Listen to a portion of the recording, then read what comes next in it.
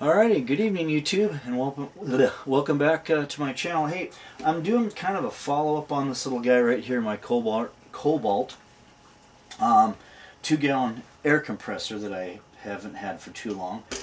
And is there a model number on this? I don't have a model number right now, but it's Kobalt Blue 2-gallon air compressor.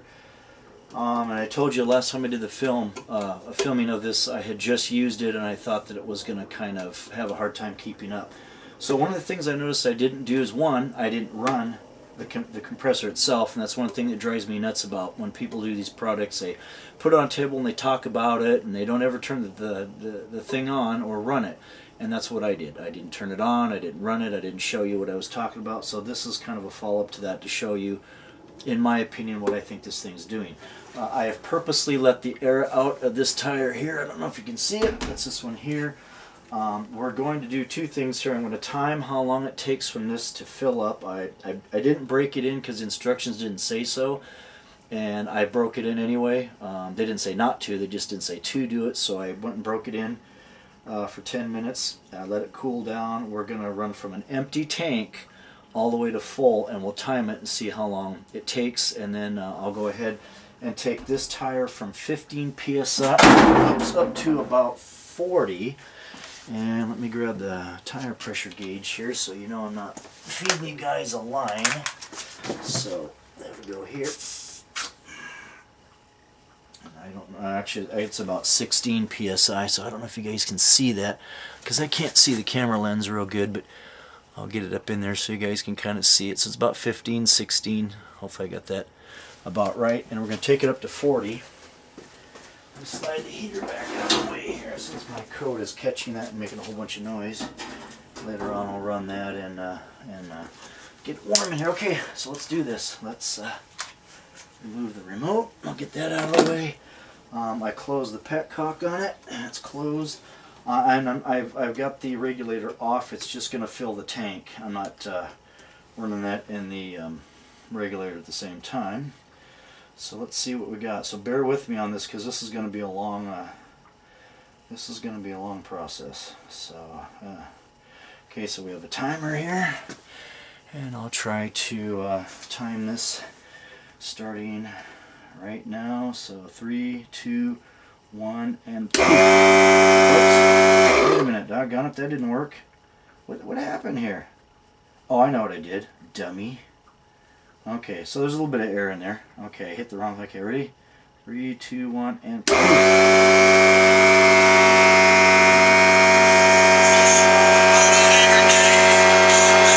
probably edit some of this out of here, and you can kind of tell how loud it is. We got three things going on: compressor, I'm getting a phone call, and I'm timing this. This is awesome. Doesn't get any better than this.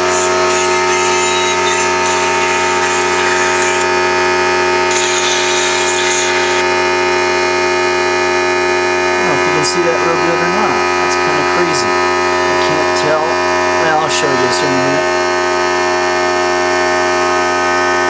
Okay. 35 psi and 41 seconds.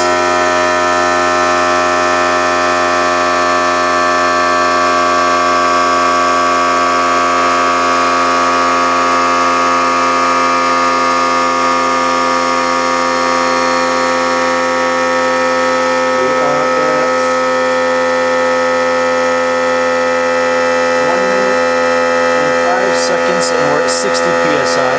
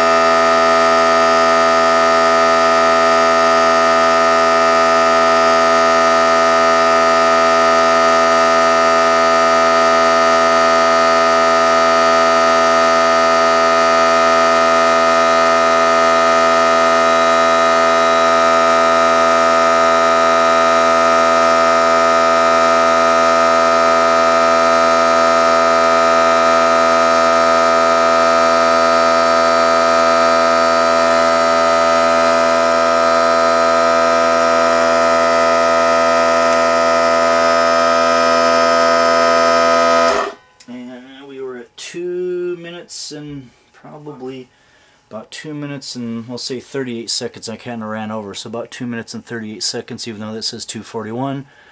I don't know if you can see that or not. I was kind of slow on, there we go. I was kind of slow on hitting the stop button, so we'll say 2:38 somewhere in there.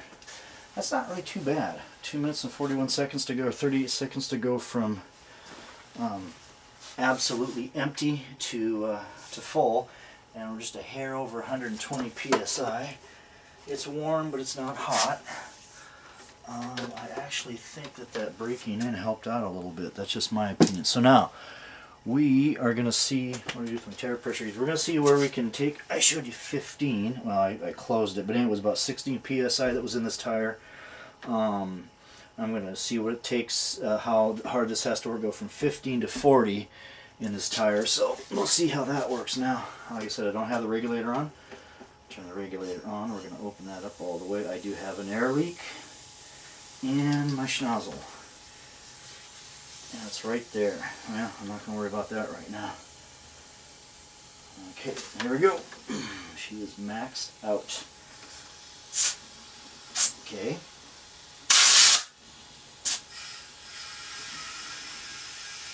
This doesn't...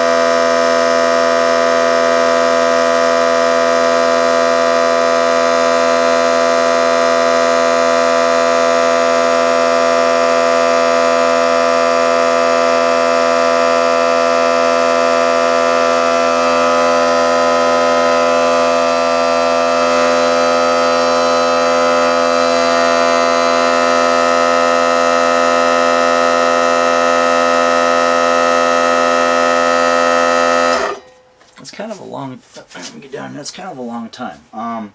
This is an extreme situation. You're not going to have a tire that's down to 15 psi, and you're not going to go to 40 psi. You're probably going to go to 32 or 35, unless you have. Well, you can smell this has gotten warm a little bit. It doesn't feel warm, but you can, of course it's also new. You can kind of smell it. You're not going to go from 15 to 40. You're probably going to go from, I don't know, 25 to 35 or 25 to 32, unless you've got like 40 psi high pressure tires or whatever. My point with this puppy being, it has to work a little bit. I think it's neat for something that if you're cleaning out, you're rebuilding a carburetor, you got to blow dirt out of it or whatever. You've just got done soaking it in carb cleaner, and you want to blow all the jets out. Make sure you get all the carb cleaner out of it, or whatever you're soaking in, whatever solution you're using. Or you're blowing out bearings to repack them, or filling up bicycle tires. Or it'll work for tires. If you have more than one car, you might be in trouble, and that's kind of what I just don't think this is going to cut it, in my opinion. It'll do the trick, but for as hard as this little guy has to run, it doesn't do too bad from 0 to 120 psi. It actually does pretty good. Was I say 241 or 238? Because I figured I didn't stop the stop button right away, so we'll figure about 2 minutes and 38 seconds to charge it up. That's not bad. My concern is when you're doing tires and you have to run it consistently, and it takes a while for this to catch up. So that's just my opinion. I just thought I would show you the working version of this, since I did a video before and I didn't show it working. I was looking at a big spider over there. So I hope that gives you some kind of ideas. Like I said, I don't think it's a bad air compressor. I think I might wind up taking it back and getting something bigger. Oops, I've kind of been eyeing the either the Hitachi, the rigid pancake compressor. So the Hitachi is a dual tank stacked like this, but obviously 4 gallons or 4.2. I think it's a 4 gallon. The rigid is a 6 gallon pancake compressor. I'm thinking about that, or I'm also thinking about the Campbell Housefield, whatever, that's 6 gallons. It's supposed to be real quiet. I haven't messed with that yet, but I'm thinking about it. Or just say, you know what, forget it all, run to Harbor Freight and get their $119 twin stack tank. I hear, that gets good ratings, but it is loud. But I haven't had one yet, so I don't know. But I'm going to go that. I might keep this for light duty stuff. I've got more than one car, so this little puppy I can see putting a hurting on it. I'm not saying it's a bad product. I'm just saying that you probably want to be careful. It's pretty tiny. It's light and fluffy, and I'm getting a phone call. So anyway, thanks YouTube for watching. Hopefully this kind of helps, and excuse the phone call. And please rate, and subscribe. Thanks a lot. Bye.